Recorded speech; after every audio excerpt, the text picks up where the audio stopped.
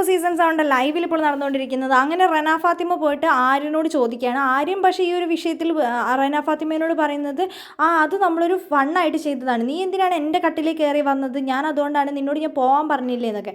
അപ്പോൾ റെന പറയുന്നുണ്ട്, നീ എന്നോട് പോകാനൊന്നും പറഞ്ഞിട്ടില്ല, മാറാൻ പോലും പറഞ്ഞിട്ടില്ല എന്ന്. ഇത് നീ മനസ്സിലാക്കണം, അത് നല്ലൊരു ഇതല്ല, ഞാനത് മനസ്സിലാക്കില്ല, നീ എന്താ വെച്ചാൽ ചെയ്യാൻ പറയുമ്പോൾ എല്ലാവരുടെയും മുമ്പിൽ വെച്ച് റെന അത് പറയുന്നുണ്ട്. അതെനിക്കൊരു അങ്ങനെ ഒരു കംഫർട്ടായിട്ട് തോന്നിയിട്ടുണ്ടായിരുന്നില്ല. അവൻ എൻ്റെ മേത്തിട്ട് പെട്ടെന്ന് കയറി വന്നു കഴിഞ്ഞപ്പോൾ ഞാൻ പേടിച്ചു പോയി എന്ന് പറഞ്ഞിട്ട് റെന അനുമോളെ പൊത്തിപ്പിടിച്ച് കരയുന്നുണ്ട്. അങ്ങനെ അനുമോളെ ആശ്വസിപ്പിച്ച് കൊടുക്കുന്നുണ്ട്. പക്ഷേ അനുമോൾ ഇതിനകത്ത് അഭിപ്രായങ്ങളൊന്നും തന്നെ പറയുന്നില്ല.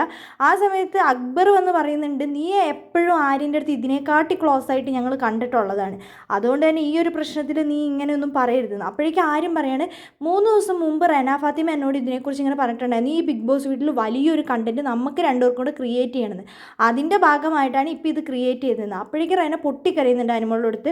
അവർ എന്നെ പറയുന്നുണ്ട്, നീ ഇങ്ങനെ വളച്ചൊടിച്ച് ഇങ്ങനെ കാര്യം പറയില്ല ആര്യ, ഞാൻ സീരിയസ് ആയിട്ട് പറയുന്ന ഒരു കാര്യമാണെന്ന്.